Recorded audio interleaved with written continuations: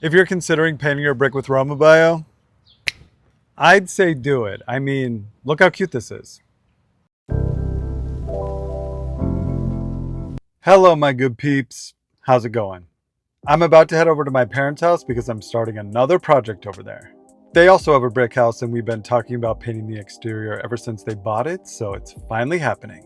They really like the paint job on our house and they want to get rid of the yellow brick on theirs, so I'm gonna do it for them. I'm a big fan of Romabio paint since it actually absorbs into the brick and doesn't ruin it, so that's what I'm going to use. It's held up really well on our house and I think it's going to make theirs look super dope. I vowed to never do this again after last time, but I think that's because I used a roller, which was literally the worst. That's tea, actually. So I want to do a little experiment to see if a paint sprayer makes it easier. They already put a new roof on and had someone pay the trim, so my job is going to be pretty easy since I just have to focus on the bricks. But yeah, I don't want to go on and on about it, so let's head over there so I can get to it. Other people's places with Brew City builds. Woo! Before I could start anything, I had to get the brick and mortar power washed. I went around the entire house getting any loose dirt and debris off so the paint could absorb properly. I decided to leave the shed where it was and would just deal with getting behind it later. And the last thing was the chimney. Once that was done, it was time to get my painting clothes on. Then I mixed up the micro grip primer. The key to this is mixing the right amount of water to the ratio of primer. I only needed a little bit, so I didn't use a lot.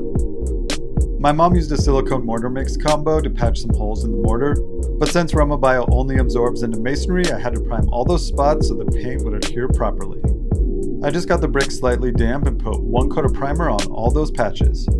I let the primer dry for 24 hours and then I mixed up the masonry flat paint. The same rule goes with the water to paint ratio. I typically mix 1 cup of water per gallon of paint. If you end up doing this, be sure to refer to the official Romabio instructions. I made the brick slightly damp again and went in on the first coat with a paint sprayer. It was so much easier getting in the mortar lines this way. I also used a spare piece of 1/4 inch plywood to act as a barrier to anywhere I didn't want paint to be sprayed. This is the sprayer I used and it worked pretty good. Then I was just going around the whole house section by section. I did it this way so the water didn't dry out since it was so hot outside. I will say the slightly damp bricks are key to the paint absorbing properly. Once I got to that sidewall, I moved the shed out and power washed behind it so it was ready for that first coat as well. First coat of paint is on, now it's time for the second. After a good 24 hours of letting that paint dry, I got to work on applying the final coat. It becomes way more opaque with this application.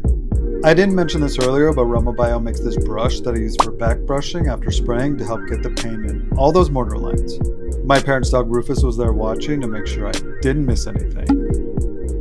The second coat is honestly so much easier since you don't have to wet the brick first. It's just paint on top of paint, which is way less of a runny mess. And finally, the chimney. I ended up focusing just on this over 2 days since it involved ladders and heights. It was so hot up there. Then I moved the shed back and started removing all the window coverings. Since I had to wet the bricks on the first coat, a little paint did bleed through some spots even though everything was taped off super well, so mentally prepare yourself to be doing little touch-ups on the trim when it happens. I would suggest using an exterior masking tape since it's stronger and waterproof. Once all the touch-ups were done and the paint was put away, I put this cute little plant in a pot that my parents had to finish it off. Alright, the address plaque is up, which means this project is officially done. I'm blocking it out because I don't want to put where my parents live on blast, but I'll put a link in the description box to the Etsy shop where I got it from because it's super cute. And yeah, I think that's it, so let's take a look.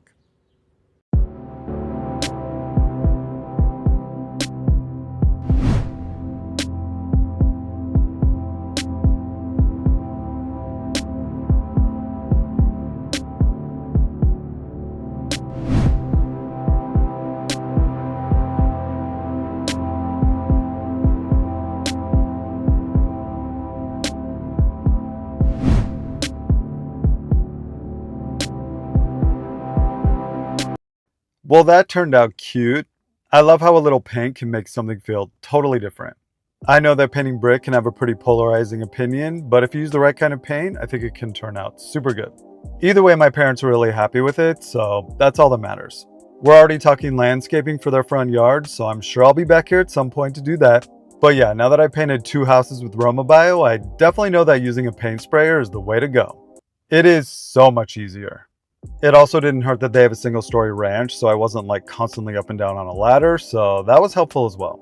Anyway, thanks so much for watching. Like, subscribe, and all that other YouTubey stuff if you feel like it. Or if you have any questions or want to let me know what you think, feel free to leave those in the comments as well. I really appreciate you taking the time to watch, and I'll see you soon. Bye. Giveaway time! Woo! I haven't done one of these in a while, so if you're still watching at this point and want a Brew City Builds pocket tee, all you have to do is subscribe if you aren't already and leave a comment on why you want one. I'll choose my favorite and send it to you for free. Yep, it's that easy. Thanks again for watching!